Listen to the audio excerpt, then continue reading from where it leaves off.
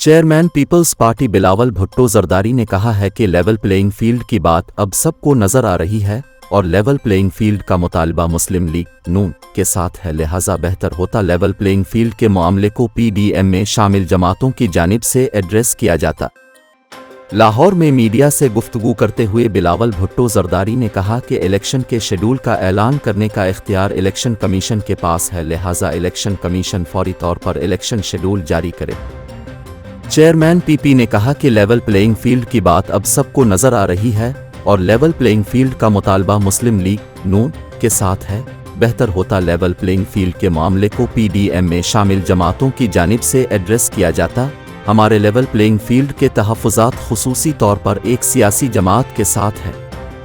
बिलावल भुट्टो का कहना था कि तरक्याती फंड्स और मंसूबों की तकमील के लिए उसूल वाज़ेह हैं। ये नहीं हो सकता कि सिंध में तरक्याती बजट इस्तेमाल करने की इजाज़त ना हो और दीगर सूबों में हो। पंजाब और वफाक में तरक्याती स्कीमों पर काम जारी है। डेवलपमेंट से मुताल्लिक वफाक और तमाम सूबों में लेवल प्लेइंग फील्ड एक जैसी होनी चाहिए। तरक्याती फंड्स के इस्तेमाल के लिए रवायत एक जैसी होनी चाहिए। उन्होंने मजीद कहा कि पीपल्स पार्टी का शुरू से मुतालबा है कि नवाज शरीफ को वापस आना चाहिए। नवाज शरीफ ने वापसी की तारीख का ऐलान किया है तो पीपल्स पार्टी वेलकम करेगी। हम भी अपने केसेस को फेस करने के लिए तैयार हैं।